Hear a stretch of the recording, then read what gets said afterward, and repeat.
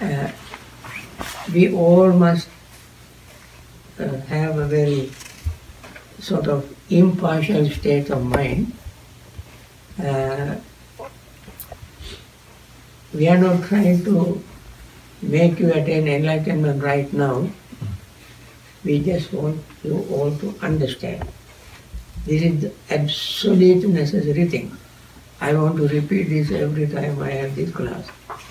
Because some of the stuff that we discuss here may be above your thinking, above your, over your head. Because it is too far-fetched for average people.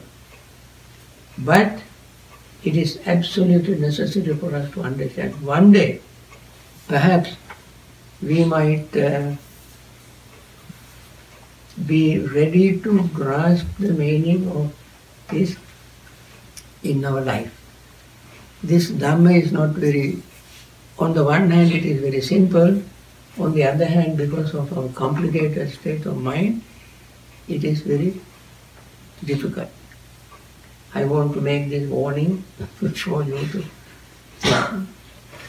Now depending on the on ignorance, this feeling due to our body, when we think about the body, a feeling arises. If it is, if we feel good about the body, we have good feeling. How you, what makes you think the body is good? Health. Huh? Health. Our ignorance. Health. The way we think, the ignorant way of thinking. Yes, we think, you are right, when we feel healthy, we feel very good. Is health something permanent? No. No, when we think that when we are healthy, we think very good, we feel good. Can we maintain that feeling, good feeling? No. We cannot maintain. Why? Because body has its own agenda.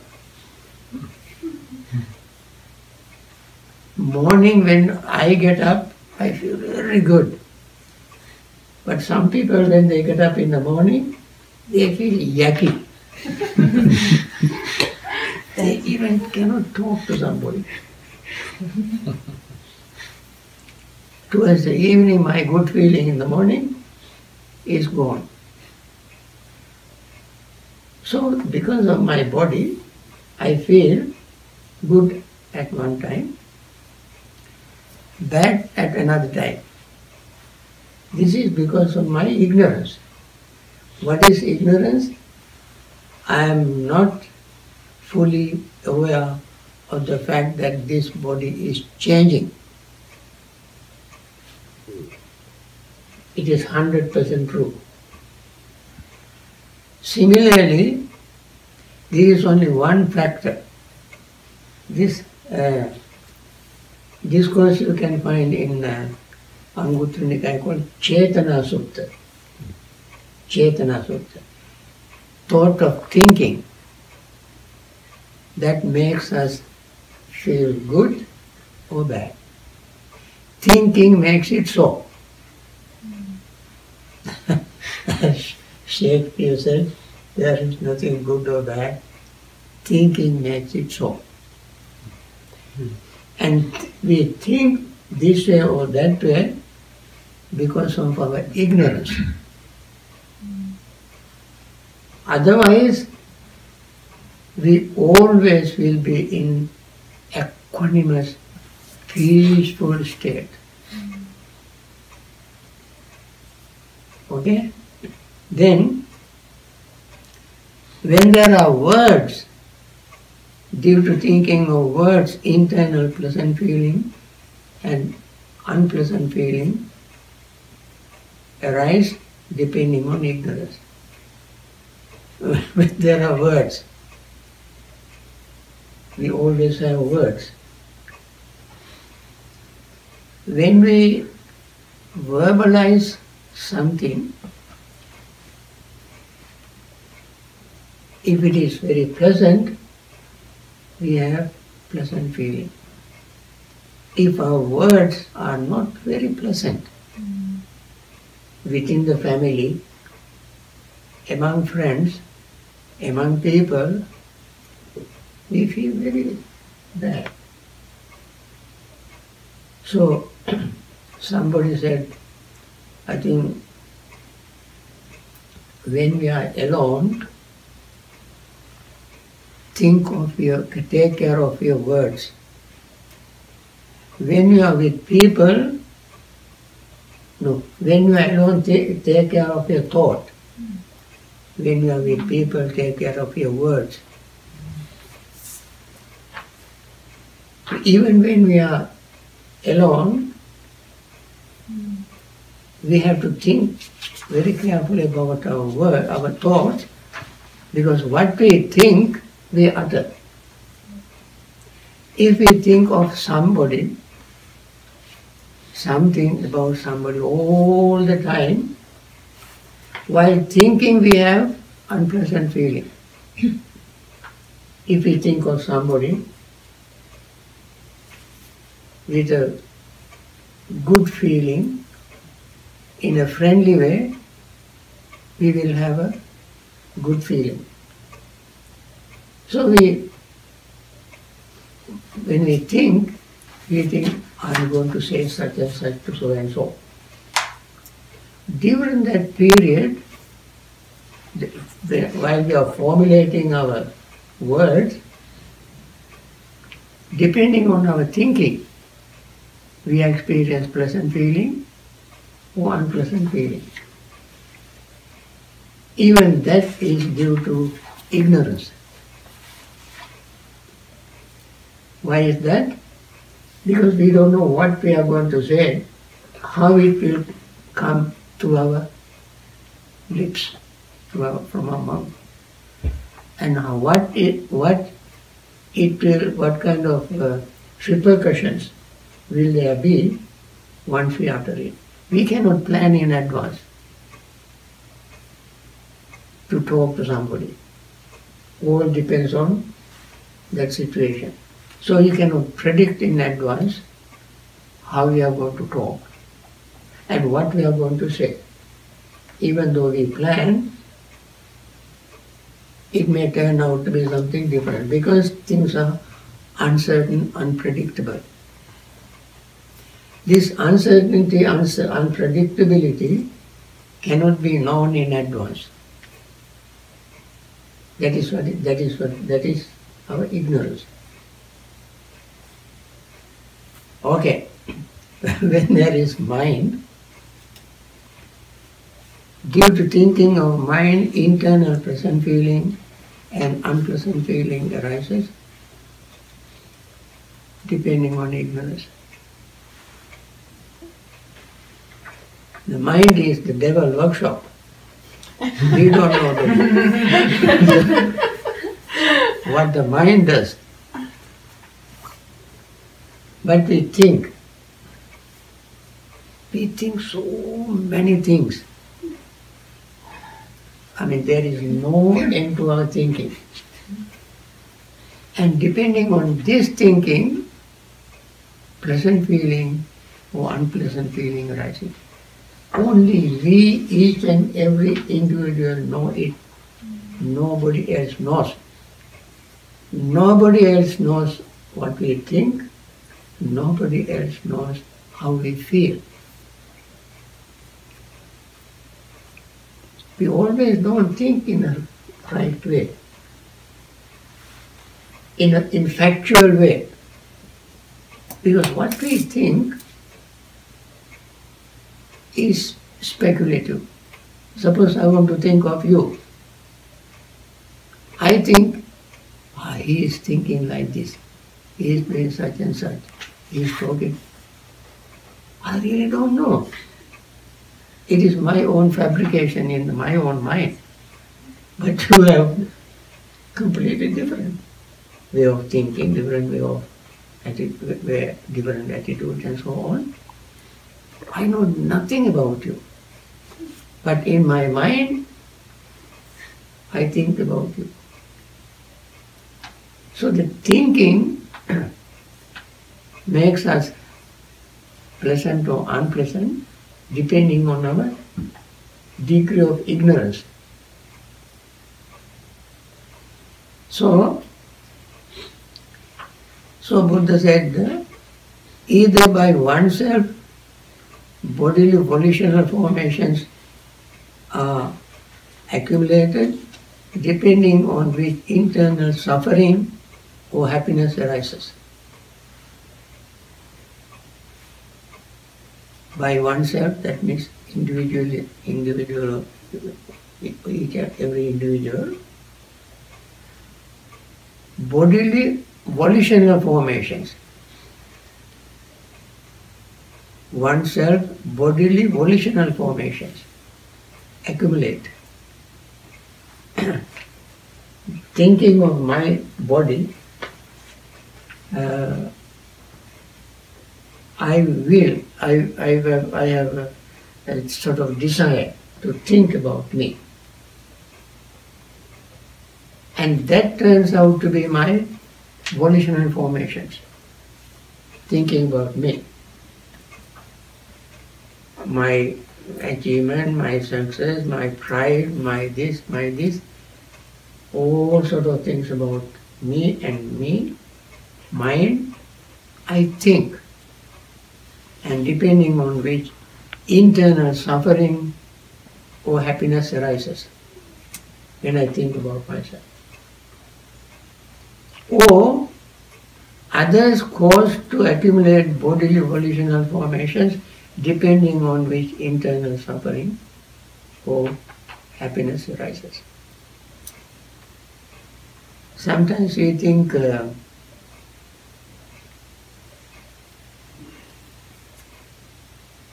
normally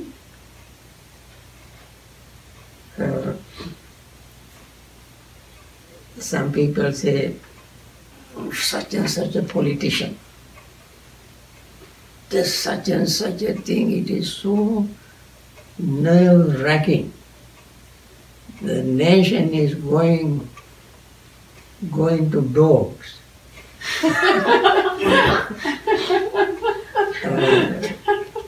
Our society is in chaos. Our life is going to be miserable. Thinking of somebody else. Don't we get that feeling? Yeah. Sometimes we get this feeling.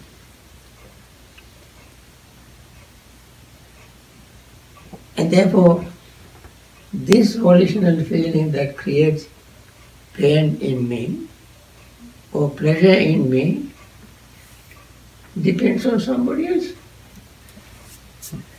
Not only because of me. I am all right. I am just, righteous, correct, always,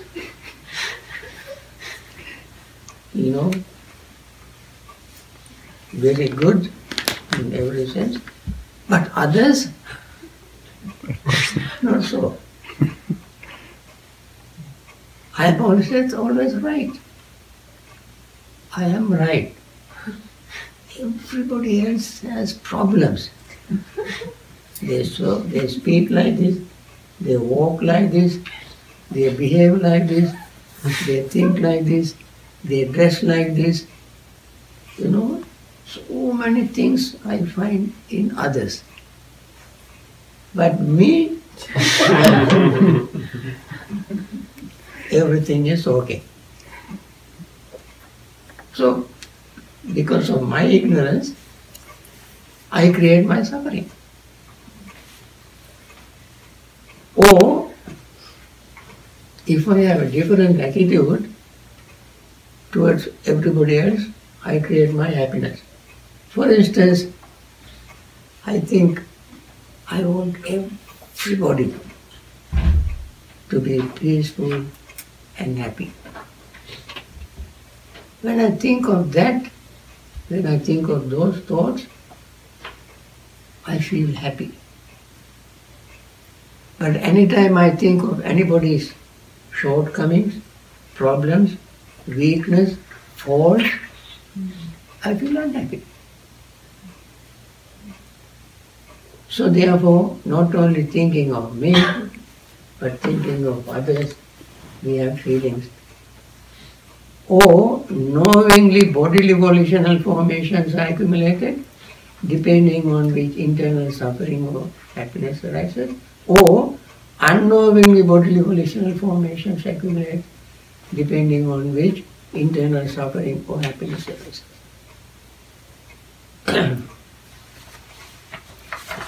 Now, what is knowingly bodily volitional formations are accumulated, depending on which internal suffering or happiness arises. I know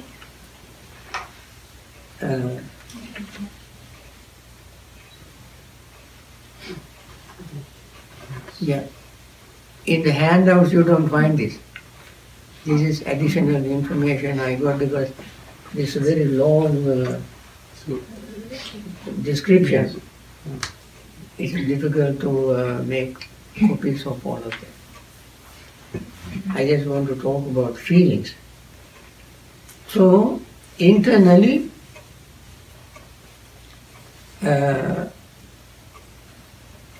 bodily volitional formations accumulate depending on which internal suffering or happiness arises.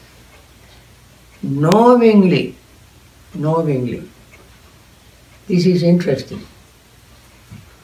What do I know about me? I know about my weaknesses. I cannot do everything that everybody else does. But I know my limitation. Knowing these limitations, I feel very unhappy. Because others are there who can do much better than me. I feel sort of inferior. And I feel bad. Knowing my weaknesses. Not one, two, three, many. I feel unhappy. Or knowingly, I know my strength. Then I'll be happy. And this also is due to my ignorance. Because my weakness is not unnatural, normal, but I don't know that. And that is where my ignorance is. And then, unknowingly bodily volitional formations are accumulated depending on which internal happiness or suffering arises. Unknowingly. That is very common. Then, similarly, either by oneself, verbal volitional formations are accumulated depending on which internal suffering or happiness arises is almost the same. Repeat as before.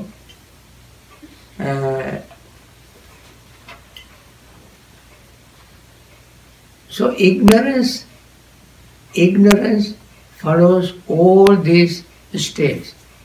That's called Dhamma. All these states are called Dhamma. By a relentless cessation of ignorance, that body does not come into being, depending on the internal suffering or happiness arise. Okay. Now, we talk about feelings. I said first there are three kinds of feelings: pleasant, unpleasant, and neutral. Or there are 5 kinds of feelings: happiness, unhappiness, pleasure, joy, and equanimity. 5. There are these 6 kind of feelings arising through our eyes, ears, nose, tongue, body and mind. Now these 6 kind of feelings can be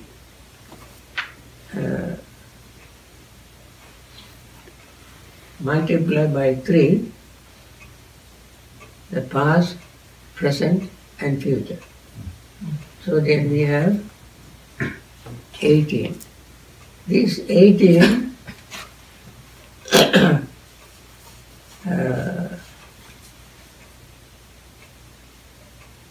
multiply by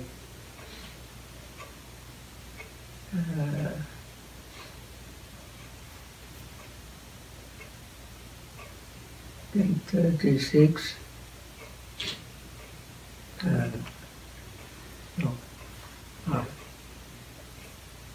6 kind of feelings, pleasant, unpleasant, neutral, will become 18.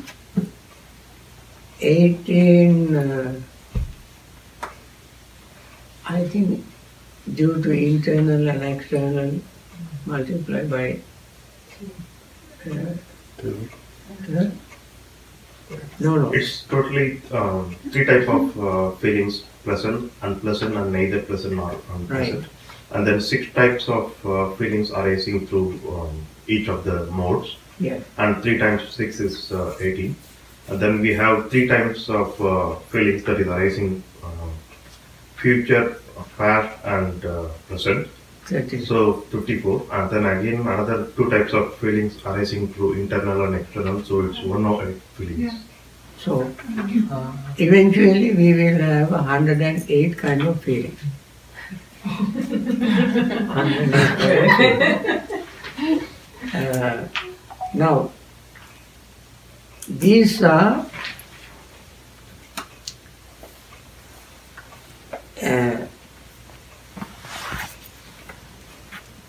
the feeling of 6 kind of joy based on the household life, and 6 kind of joy based on renunciation.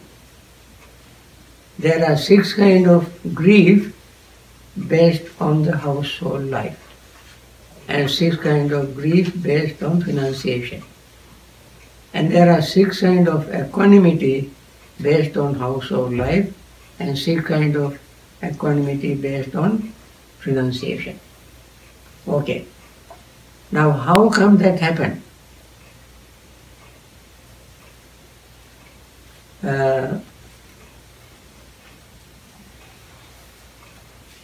When one regards as a gain the gain of forms cognizable by the eye that are wished for, desired, agreeable, gratifying and associated with worldliness, or that means 6 kind of gains or pleasure by seeing objects which we like, we desire, agreeable and gratifying, and associate with worldliness. That is called the feeling arising depending on household or worldly experience. What is that? Seeing something. Seeing something related to our ordinary worldly life. When one recalls or if one remembers what was formerly obtained that has passed, ceased and disappeared, joy arises. And this kind of joy is called joy based on household life. That is ordinary joy. Day to day we have this kind of joy. Then by hearing, smelling, tasting, touching and thinking of something ordinary, we have joy. First is seeing, then hearing, smelling, tasting, touching and thinking of ordinary things. And the sound we have heard in the past, sound we are hearing now, we have this joy. Smell also, when the smell that we had in the past, thinking about it, and smell that we are having now, and taste that we had in the past, and now we have that taste, and then touch we had in the past, and now we are having it, and touch, and then we think in the past, and now we get joy or pleasure. That is ordinary, what you call household pleasure. Even though they are past, pleasant feeling past, we still remember them. And that memory brings us pleasure. That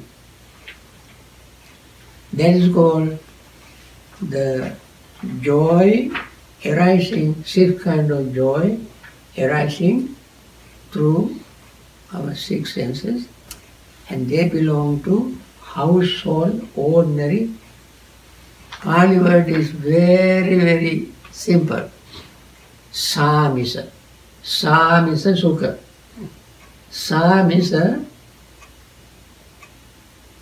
with flesh, in this fleshy body. See, samisa. Then there is another sixth kind of pleasant feeling that is not ordinarily people enjoy. That is why I said this is just for understanding. What is the next kind of group of pleasant feeling?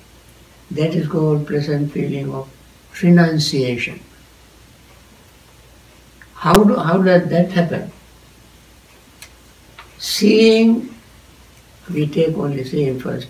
Seeing or knowing impermanence, change, fading away and cessation of forms. Forms, past, present, future, internal, external, gross, subtle, low or high, whatever form, in any form, we see impermanence and changing, fading away, and cessation. We say their cessation.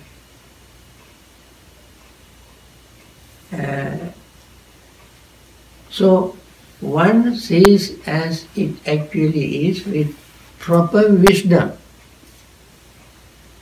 That forms both formerly and now are all impermanent, suffering and subject to change. Joy arises. How many of you can have got that joy? Not too many people. But when you meditate,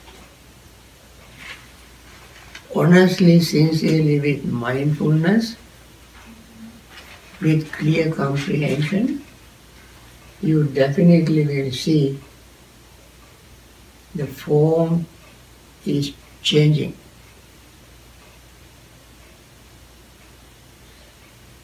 Usually, like lay people, they would have an unpleasant feeling when they know, right, the body is changing.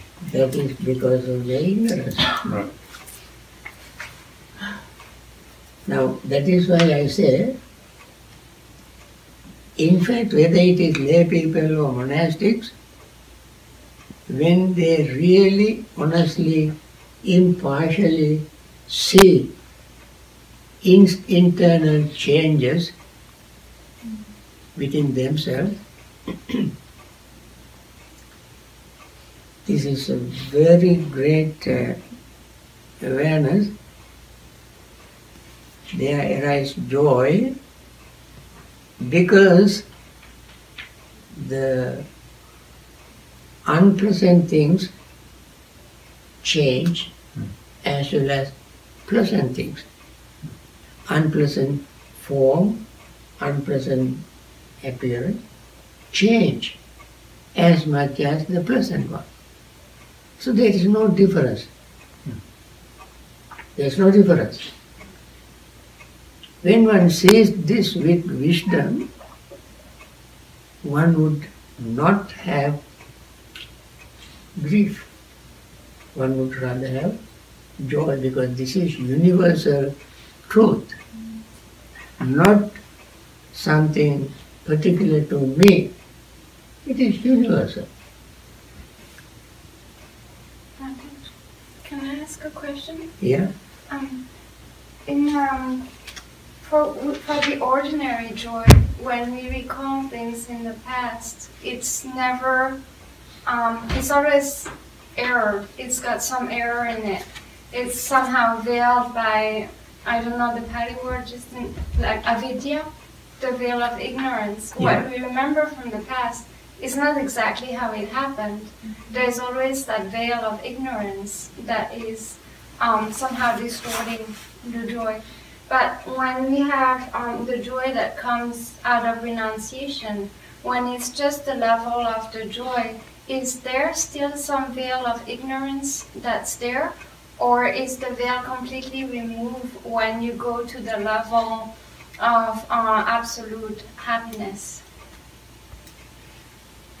I did not hear the question clearly. When we recall ordinary joy, the householder joy, what we remember that brings this joy is not exact. There is some veil of ignorance, because what we remember is never exactly how things happened. Right. But the joy that arises from renunciation, is it still veiled by some level of ignorance, or is it not beyond? Right, right. You know, that depends on the level of enlightenment. At a certain level, the lower level of enlightenment, you still have ignorance until you attain full enlightenment. For instance, when you attain the first level of enlightenment, ignorance is still there. When you attain the highest level of what you call arahanthood, only then ignorance will be totally vanished. Now, that we achieve slowly and gradually. Therefore, the first thing we have to have understanding. So this is the level that we are trying to understand. Bhante, a question. It's said that dependent on the contact, the feeling arises. Right. And the feeling can be pleasant, unpleasant, or neither pleasant nor unpleasant. But is it not that based on the contact, the way we perceive things and the way we conceive things, that brings the feelings? Yeah. Because incorrect perception and the way incorrect conceiving of form form that we see or anything that we hear, that's where we get the ignorance comes into picture, where how we conceive it and how we perceive things. Right. And that is what I mentioned earlier in the first section. So long as we have a body and words and so forth, pleasant, unpleasant, neutral feeling, as I said, depending on ignorance. Yeah. This is a very big subject. We have to go slowly to understand. We are trying to study the sutta, the sutta called right understanding or right view. So we came to this level now, and as we go on, we will see more factors that lead to understanding. Okay, so such a joy is called joy based on renunciation. Joy based on renunciation. That has nothing to do with anything personal. Nothing to do with anything personal. Because this is universal truth. And that is what brings us wisdom. And seeing this with wisdom brings us joy. Why that happens and how it happens? Because we penetrate the superficiality. Ordinary level we penetrate and went to the very core or heart of the truth. Beyond that you cannot go. When something is impermanent, beyond impermanent you cannot penetrate. Because that is what the Buddha called root of Dhamma. Dhamma dhatu. Law of Dhamma. Dhamma niyama. Or established Dhamma. Dhamma titi. What is that? Impermanence. You cannot make it permanent anyway. So seeing that, you get, we have to have an impartial, unbiased state of mind to see that. With bias and prejudice against your own self, you cannot see this. It has to be impartial. Then, similarly, sound, smell, taste, touch, and thought, all are of the past, present, and future, internal and external, and so on and so forth. All are equally impermanent, changing, disappearing. When we penetrate this with wisdom, joy arises. That is called joy of renunciation. Now, then there are 6 kinds of griefs. Now we mentioned 6 kinds of joy, 6 kinds of household joy, 6 kinds of joy of renunciation. That's called Samisa Sukha, Samisa, Niramisa Sukha. Samisa Sukha, Niramisa Sukha. Now we go to Samisa Dukkha, grief. When one regards as a non-gain, the non-gain of forms cognizable by the eye that are wished for, desired, agreeable, gratifying and associated with worldliness, or when one recalls what was formerly not obtained that has passed, ceased, and changed, grief arises. This is very common thing, isn't it? When we don't gain what we want now, that means we are losing.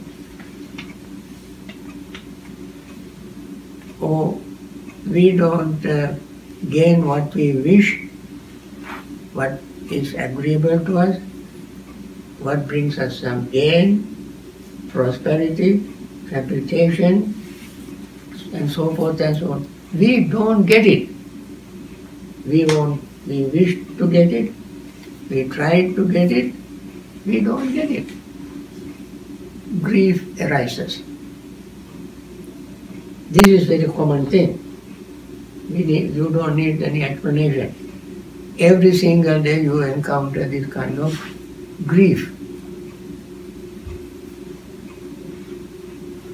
With eyes, similarly with ears, we don't hear the sound we want to hear.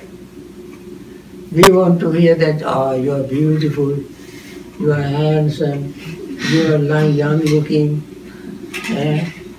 you are this and that. Your voice is beautiful, your appearance is beautiful, your this and that is beautiful. We like to hear that. In the past, we heard good things about us, so we remember that. But we don't hear that anymore.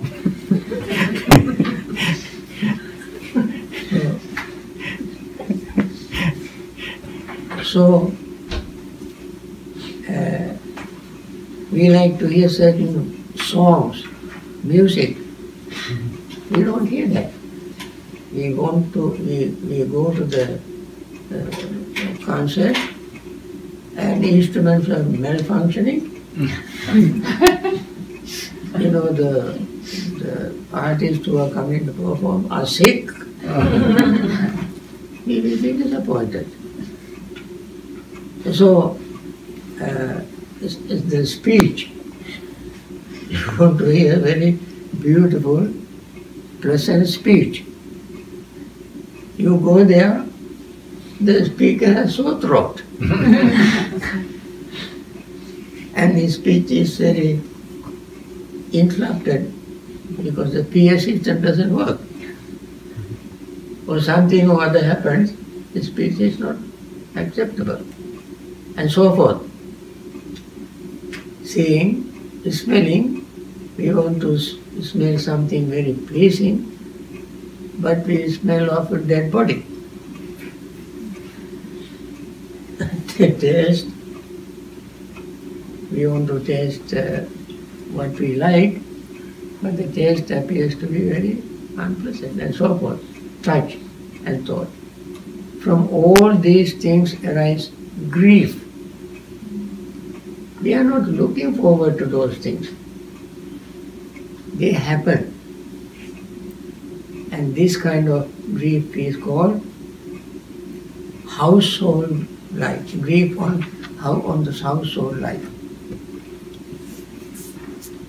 It's a very good term, household life. That doesn't mean that you are holding a house.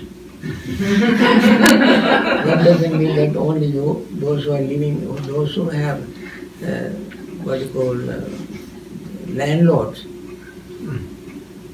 You don't need a house. You can live under a tree, in a cave, and somewhere even homeless. And still this kind of feeling arises in us, whether you have a home or not. And therefore, however, since it is what we call mundane, ordinary, it is called samisa. In Pali word is very easy to remember. Samisa dukkha. So,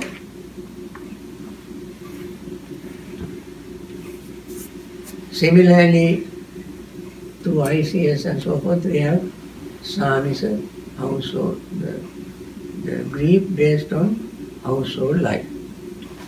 Then there is 6 kinds of grief based on renunciation. Probably you might be interested in knowing that.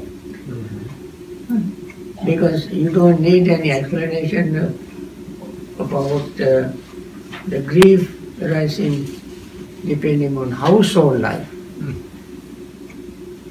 But the renunciation, as I said, the one who undertakes renunciation, one who wants to be a renunciant, has some disappointment with household life, frustrated and a lot of problems and so forth and so on. And thinks renounced life is far better than current life. So with this hope, the one renounces. And then even that renounced life has what you call grief. What is that?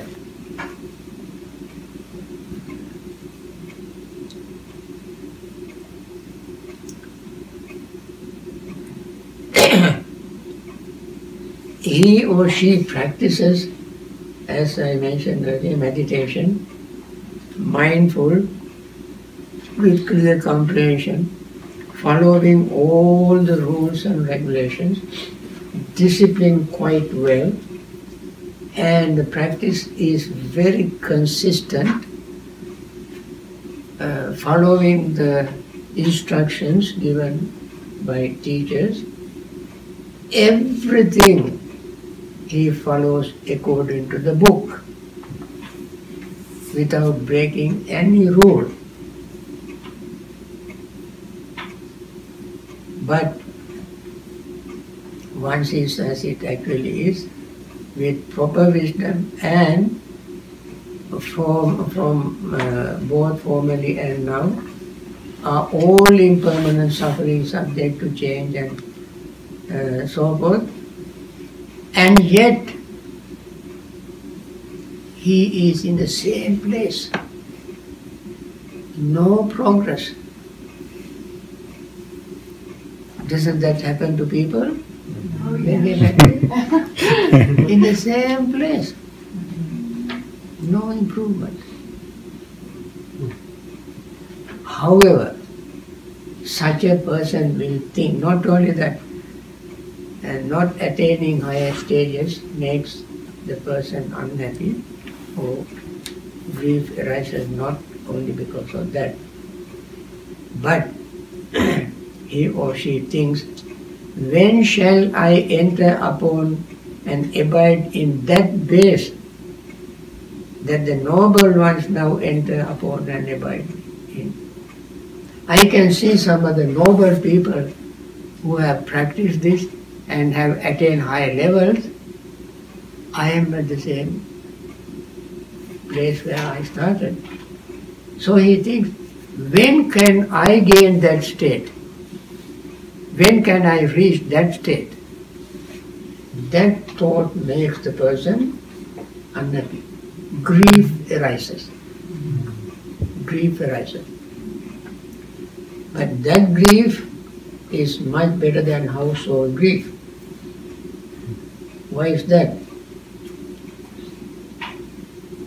Household grief is so much complicated to deal with so many things in the world. Family, business, children, jobs and earning and losing, paying tax, participating in the politics and the business and so forth and so on. So many things involved in the household life.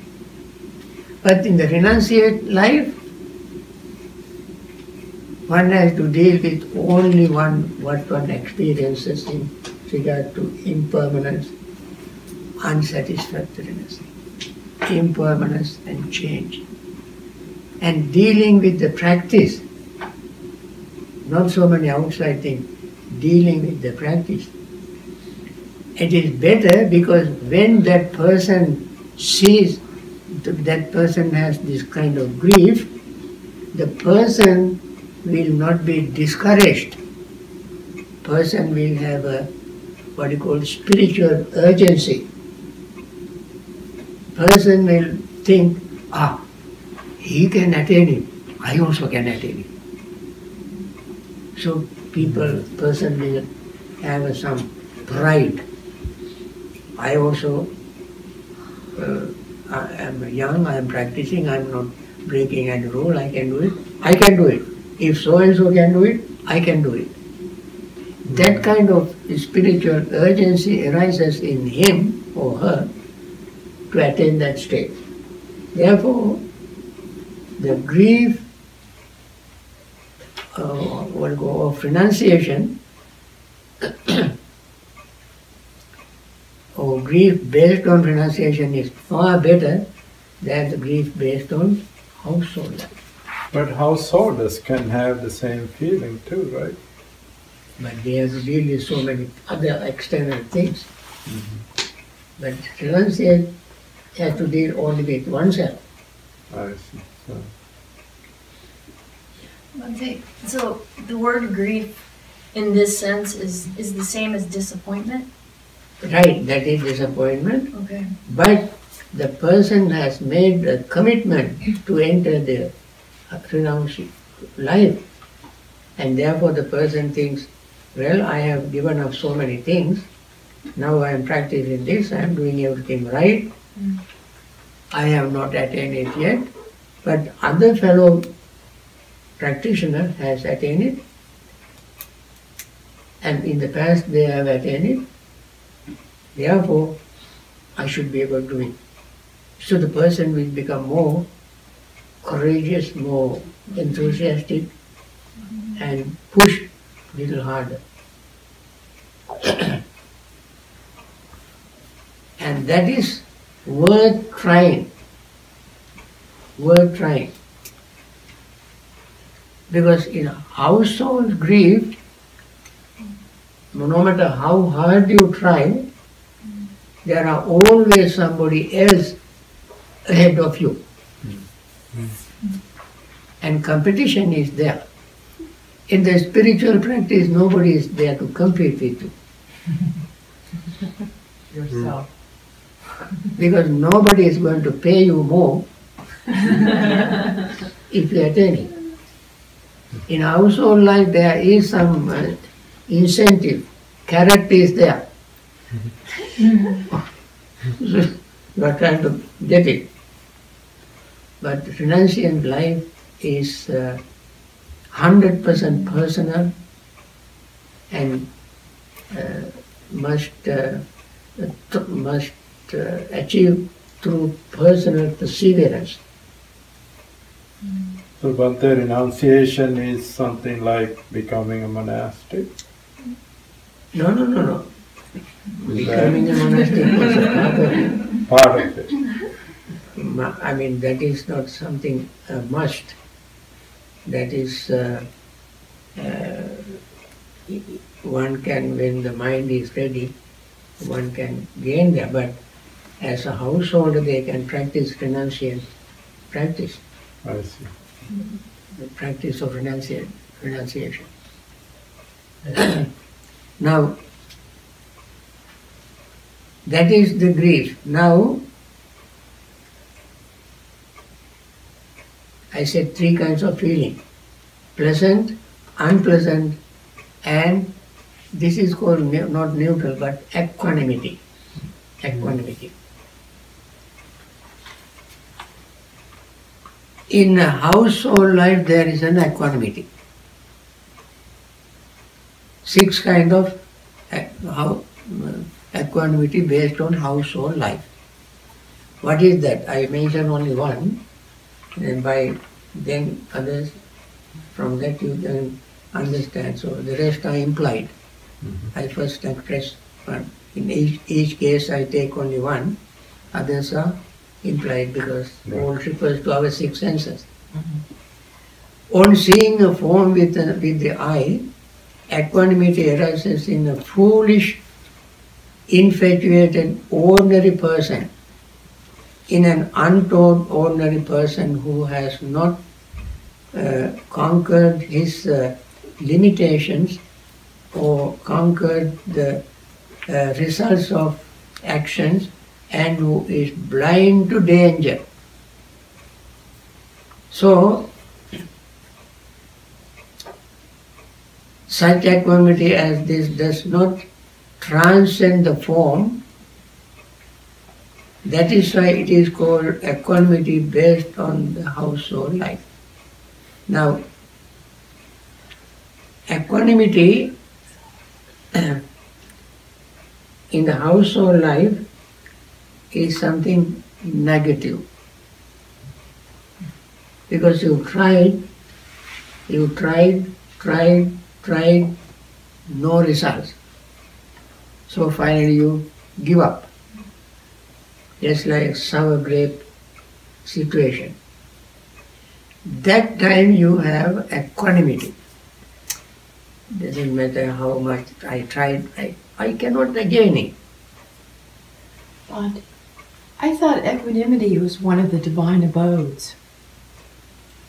That is, there are 10 kinds of equanimities. How many? 10. 10, okay. Listed in Visuddhimagga. Some of them I can mention. Like equanimity you gain when you attain jhana. Is it? Equanimity in associate one of the four Brahmaviharas. And equanimity in balancing factors. 7 factors of enlightenment. There is equanimity. And so forth. Then there is a sankhara upekka. Sankhara means volitional formations. When they are happening in a certain way, knowing the whole thing correctly, equanimity arises. And so forth. There are so many types of equanimity. But this is about the feeling. Equanimity feeling. Ordinary householders, when they don't achieve what they wanted to achieve, they work very hard, throw every card, and they don't gain anything. Then they give up. That giving up kind of equanimity is a household life equanimity. And are we talking about upeka? What? Is it upeka? Upeka. Upeka, yes. Upeka.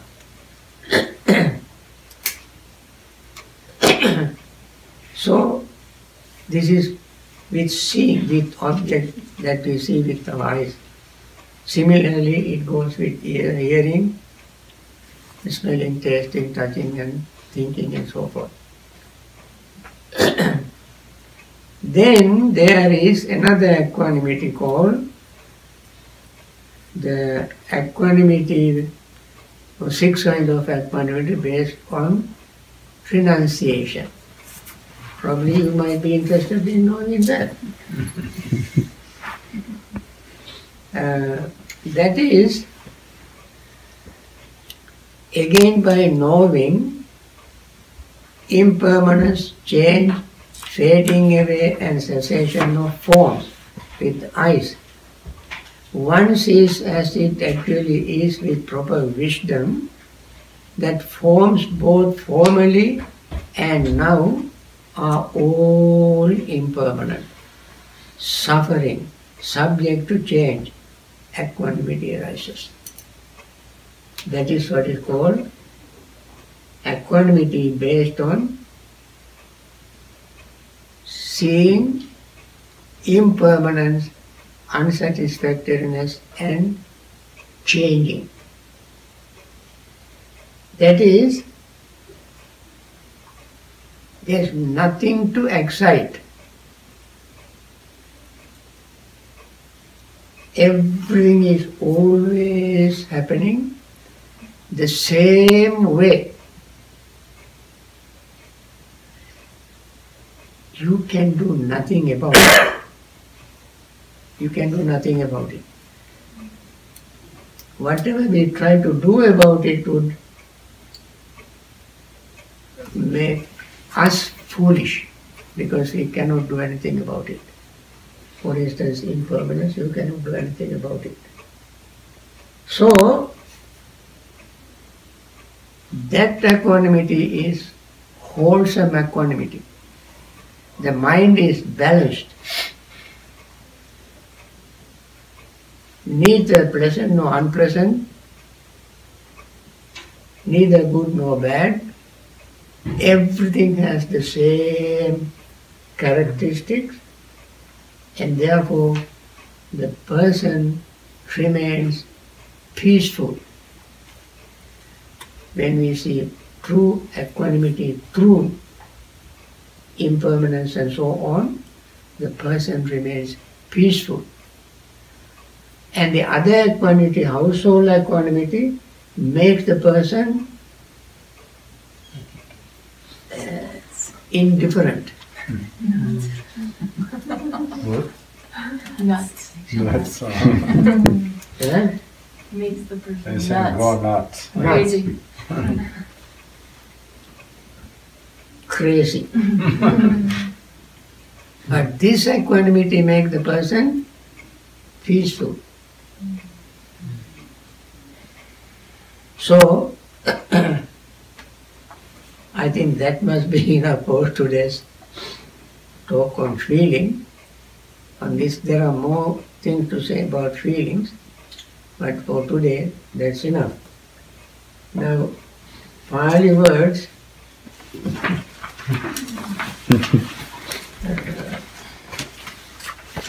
of course you can ask questions later on.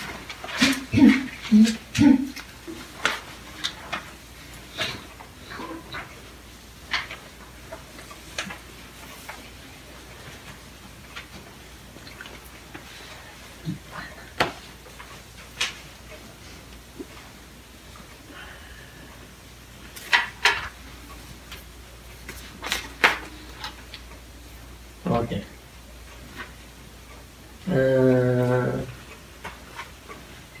Pali word for feeling is what? Vedana.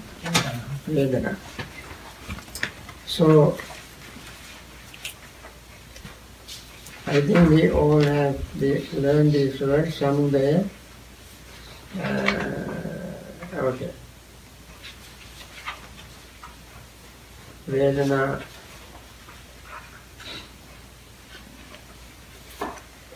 Any word you don't understand? Vedana nirodhagamini patipada.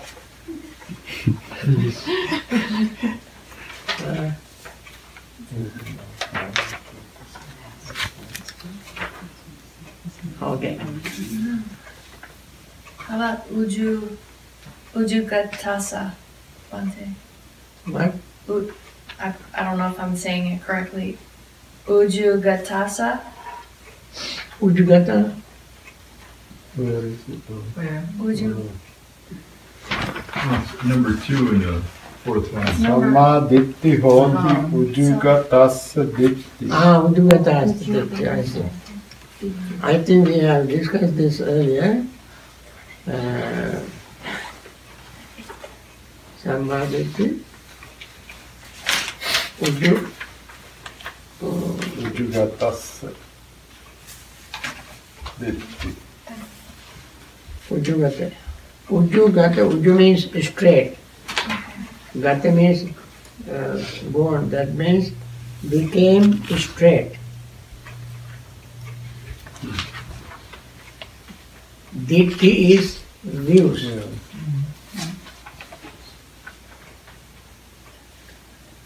Ujjugata ditti.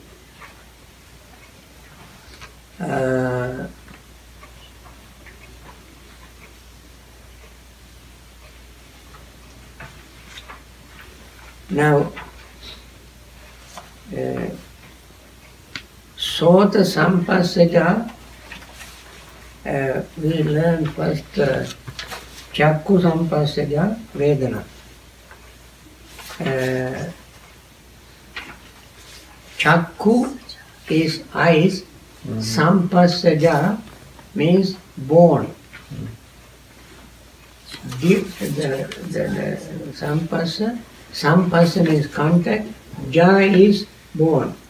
Born from the contact of the eye, or born from the eye contact.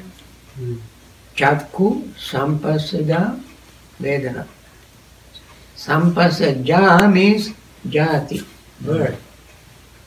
Born from eye contact.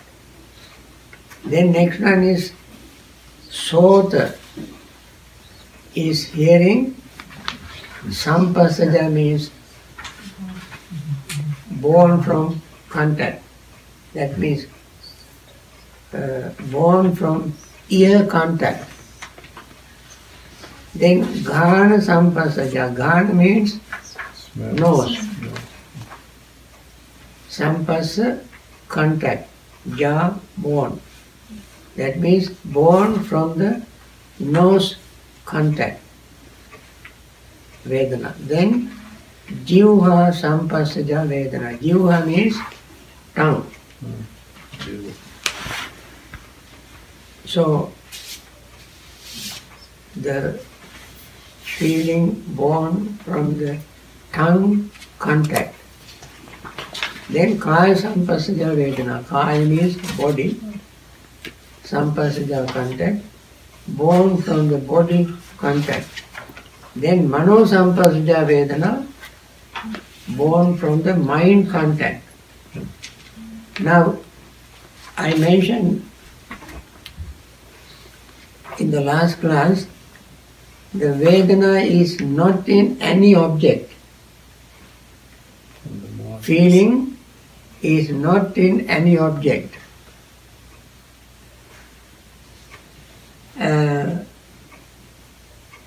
Even the body does not have feeling.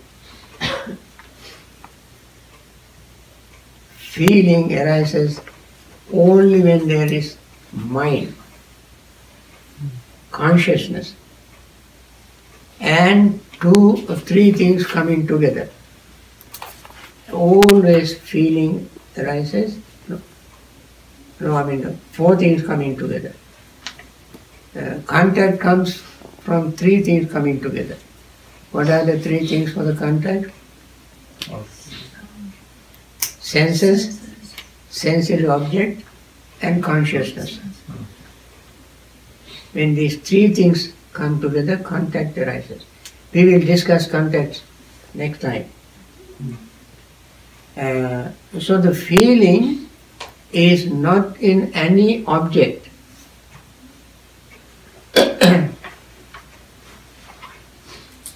That may be the reason why some people want to kill animals. I have a question here. So the feeling we're talking about today all come from contact, right? So we're not dealing with the feelings, that come on their own. Say like, I'm hungry, I don't feel good. Unpleasant feeling because I'm hungry. So we're not dealing with those kind of feelings, right? Those are the feelings we discussed already. Oh, okay. Okay, so now it's the contact and feeling. Yeah. Okay. The hunger, thirst, and so forth arise so long as we have the body. In the Cetana Sutta, first section of today's discussion, we mention all these kind of feelings. Of course, we didn't have time to go through every nitty-gritty details. So anyway, a feeling arises only when there's a contact, eyes, ears, and so forth. However, the feeling does not exist in the object. That is why people who kill animals think animals don't have feelings. So they can kill. They think. They think on behalf of animals. But they have not been in the animal's position to make the decision. Of course, we see the way how animals behave when you try to kill them. So they have feelings. Anyway, so long as consciousness is there, feeling is there. If there is no consciousness, there is no feeling. Sometimes people ask, what about the trees? Don't they have feelings?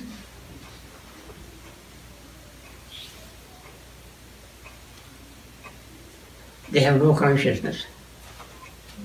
Since they don't have consciousness, they don't have feeling. Anyway,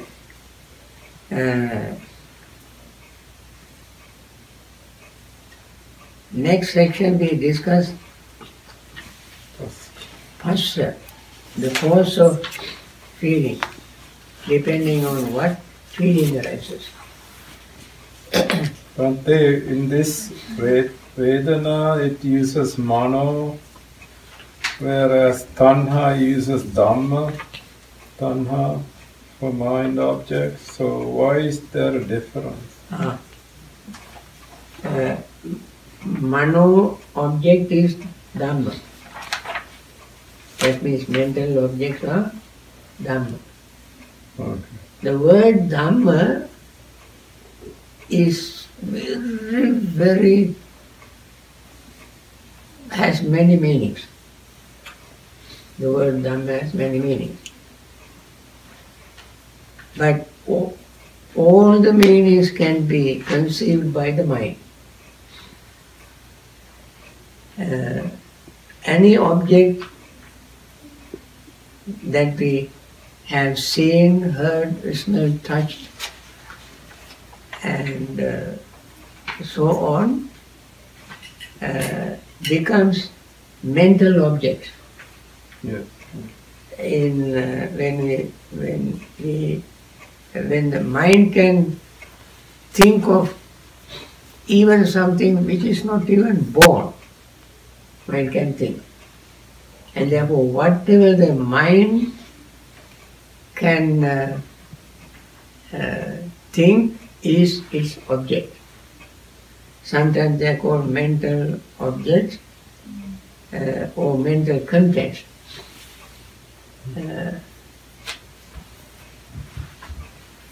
Suppose you have seen a place like, a country, people, since trillions of things we have seen in the past.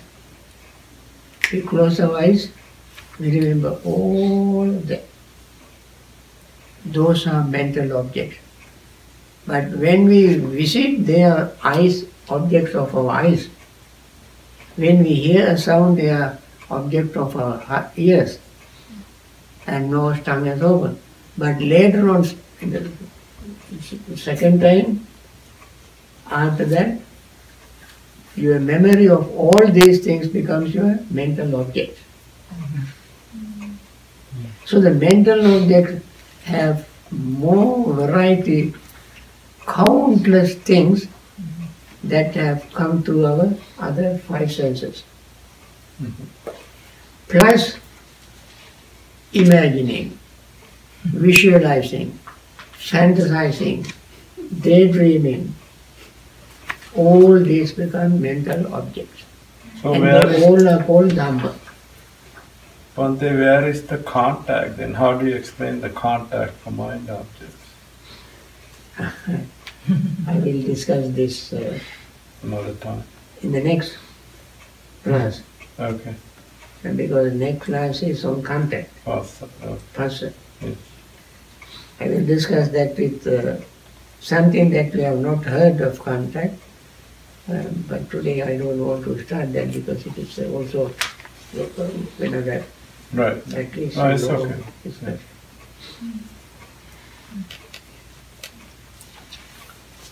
Okay. Any other question? And since we are talking about mental objects,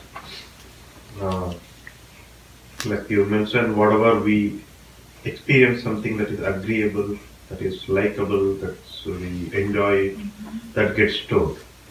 So is that the way to, when we experience something that is agreeable, we start seeing the three natures of, three characteristics of every things at that time, so that it does not store. Is that the way to go ahead with it? Could you repeat it? I was not paying much attention to it. I was just sorry. I have a little bit of runny nose, so maybe my voice is also not that No, great. your voice is quite clear to me. I was just asking, like the whatever we have something that is agreeable, that we enjoy, those are the things that get stored in the mind, are the ones that we don't enjoy, but not the neutral ones. Is that correct, Bhante? No. They all become mental objects. Past, present, future, internal, external, subtle, gross. Everything we could become mental objects.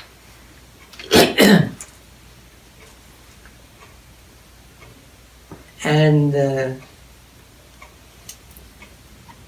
mind is unimaginably powerful, more powerful than anything else we can think of.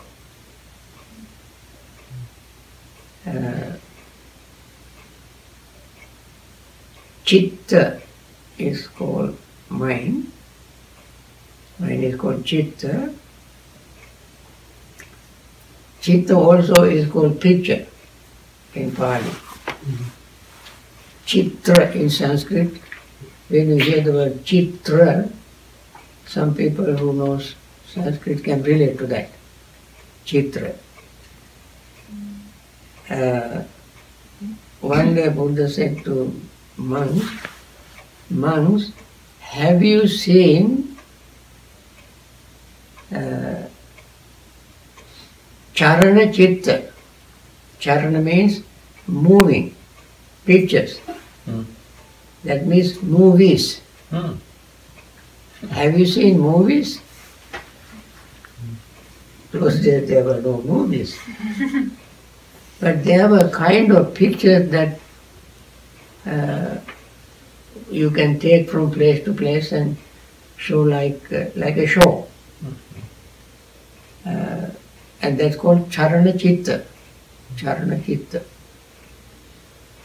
And Buddha said this charana chitta is this movie is made up of many people, articles, objects, various things they use to make that picture. And that picture, the mind is greater than that picture, more powerful than that picture. Variety is varied. And he asked,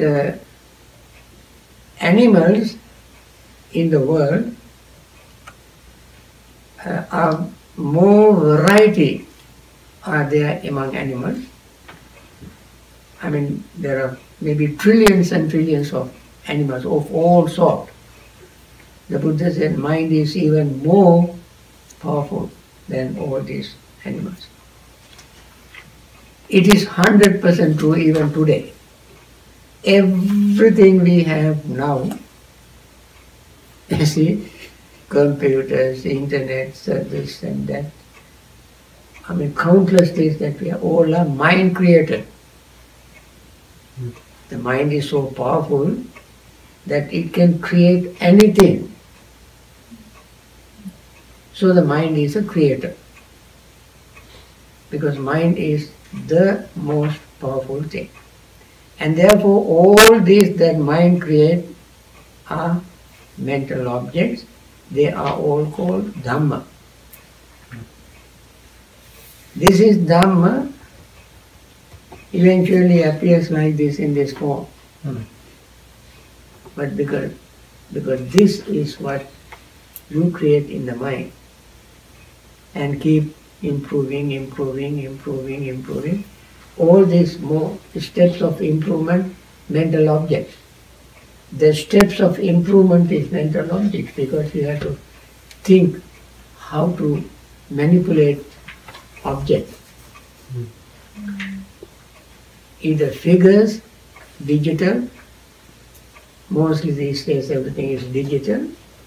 So we have to think of the way how to manipulate figures 1 to 9, 1 to 9, 1 to 9 or 0 to 9. 0 to 0 to 0. 0, 1. 0? 0 to 9? 0, 1. Yeah. I don't know. But I heard that it is the manipulation of figures, all digital, all created in the mind. They all are mental objects. Every step of the creation is mental object. And they are called Dhamma. So why cannot the people be like, people are like that too, they're mind created. People like what? People are also could be mind created. Oh sure.